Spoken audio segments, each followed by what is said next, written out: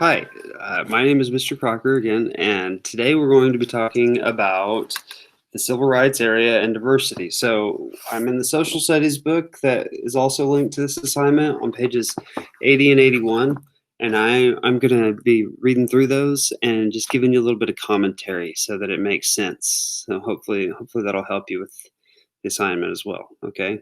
So on page 80, we've got a photo of Dr. Martin Luther King. Okay. He's right here.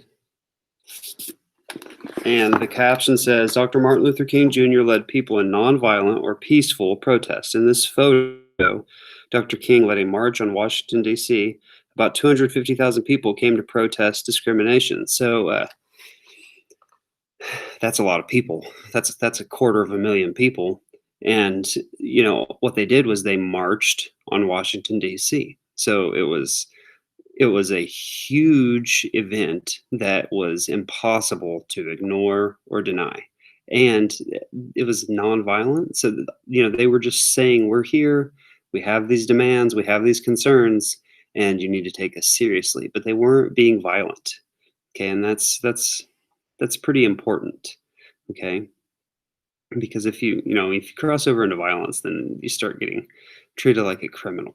And then I feel like that could have really had a negative impact on their whole movement. The civil rights movement could have been seen as a criminal movement instead of being seen for what it was, which was, American citizens who just wanted their rights.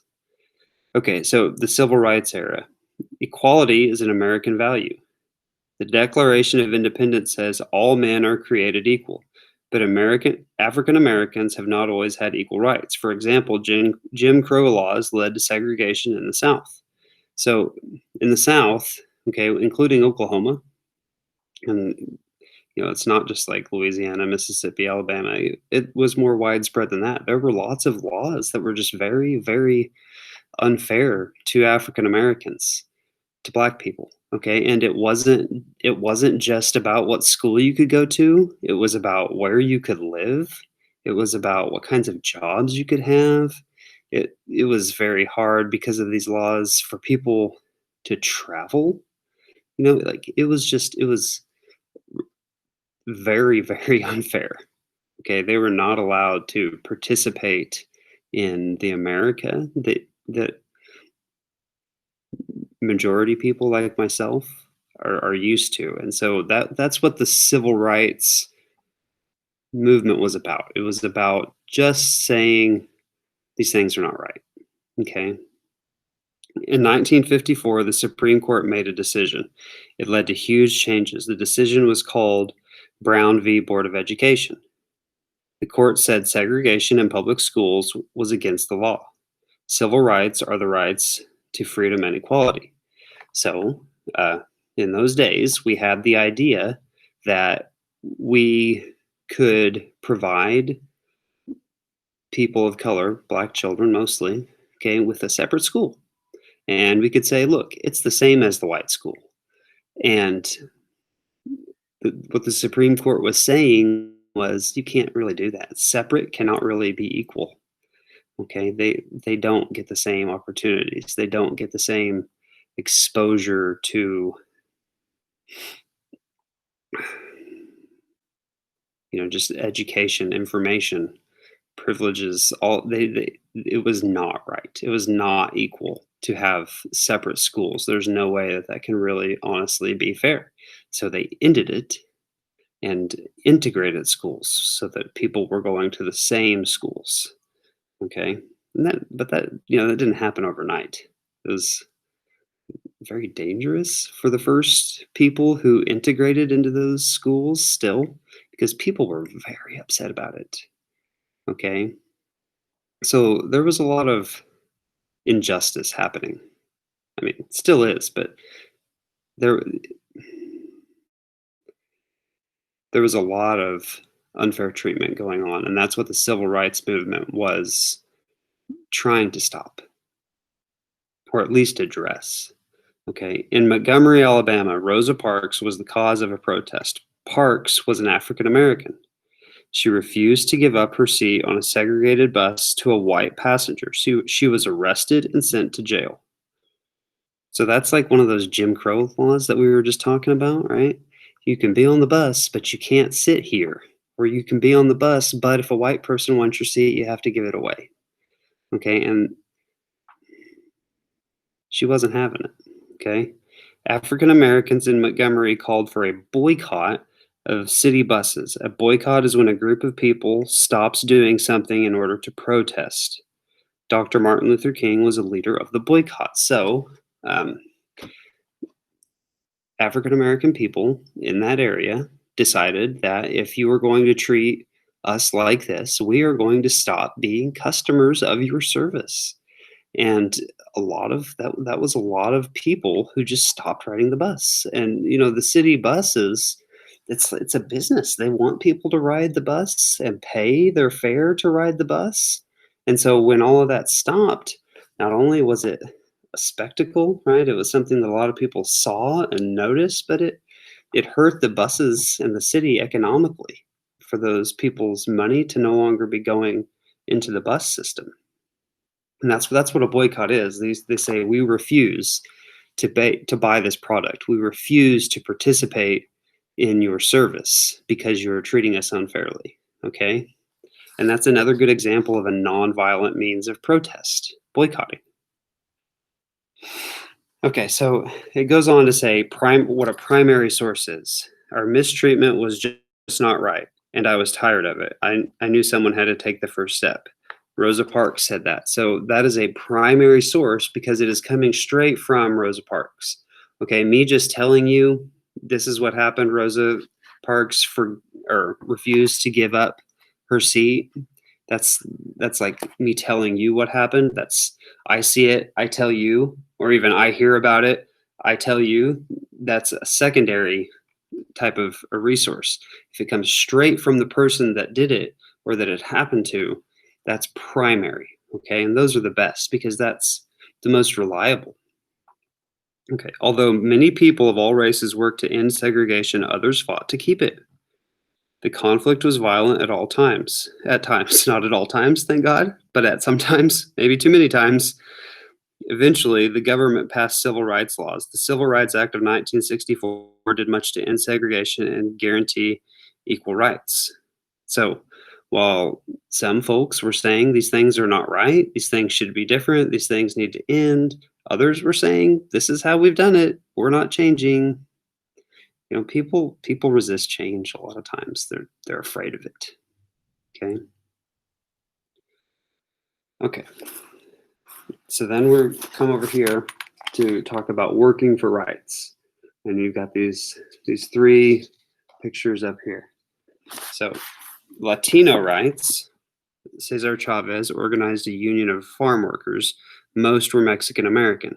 So there were a lot of, and still are, migrant workers who would come from from other places to work on these farms that needed labor. They needed people to pick their crops, really, and do other sorts of farm work, I'm sure, but to harvest their crops. And these people were not treated real fairly, okay? Because the businesses that would employ them knew, you're not a citizen. I can pay you what I want, sometimes not pay you. And who are you going to tell? You going to go tell the police because you're not a citizen. So they were taken advantage of, and Cesar Chavez was just trying to get them fair treatment.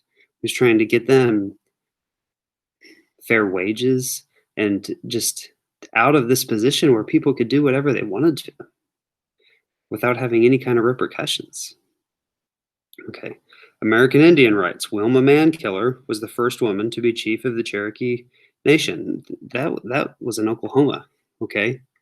So she fought for rights for her people, which were Native American people. I guess American Indian people. Okay. Betty Friedan was a writer and leader of the women's movement. So throughout time, lots of different groups, minority groups, women, Latinx people, Native American Indian people have had to fight for equal rights in this country. Okay, and progress has been made, but we still need to continue to work on this. Greater diversity.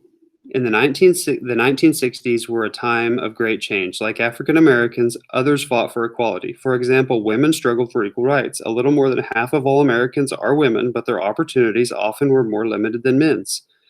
Women often earned less pay than men for the same work. The Civil Rights Act of 1964 said that it was illegal to discriminate based on a person's gender. Gender refers to whether a person is male or female. So, historically, um, women at a time were not allowed to vote. Doesn't seem right, does it? Half of Americans are women. So they, over time, have gained these rights, the right to vote. And in the workforce, women have also been treated kind of unfairly. They've been paid less and sometimes just not given jobs at all because they were women. And so the Civil Rights Act, while it didn't really end that, it at least made it clear that it was not okay to be doing that. It made it illegal to say, we don't want to hire a woman for this job, or we're going to pay you less because you're a woman. Okay. And those things still kind of happen, but at least we have the law that says these things are not right. And the people, if people can prove that that is happening to them, there is something they can do about it. So that's a step. Okay, the civil rights movement affected immigration too. After World War I, Congress had limited immigration. Only a certain number of people were allowed to come from certain countries. This was called the quota system. In 1965, Congress changed those laws. They got rid of quotas that way no country would be discriminated against. So, in the United States, there's a lot of economic opportunity. There are jobs that you can get. There are ways to make money. And limiting the number of people who could come from a certain country, or even banning a country from being allowed to travel, their people being allowed to travel to the United States, is sort of a form of discrimination because you're keeping them from having opportunity. Okay. In the mid 1960s, about 9.5 million immigrants lived in the United States. By 2009, the number was nearly 37 million. Under the new laws, many people from Asia, Africa, and Central and South America came to the United States. This new wave of immigration made the United States more diverse. Okay, so people from all over the world have wanted to come to the United States, and we have had to take a look at our laws to make sure that we are treating people fairly to allow them to have access to opportunity. And all throughout this time, there have been people who are just kind of afraid of immigrants, who think these people are going to come in and take our jobs. They're going to change our way of life. And that scares me and I don't like it. That's what they're saying. Okay. And we have at least tried to be more open and fair than that. Okay. Because the truth is, when more people come to a place, they also need things. They buy things. They help grow our economy.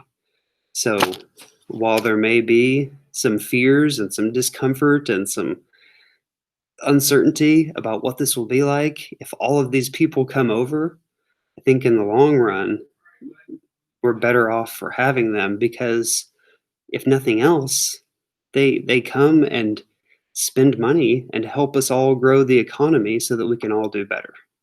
Okay, and we need to have laws that are fair so that everyone has access to these opportunities. Okay, and that's what that section was about.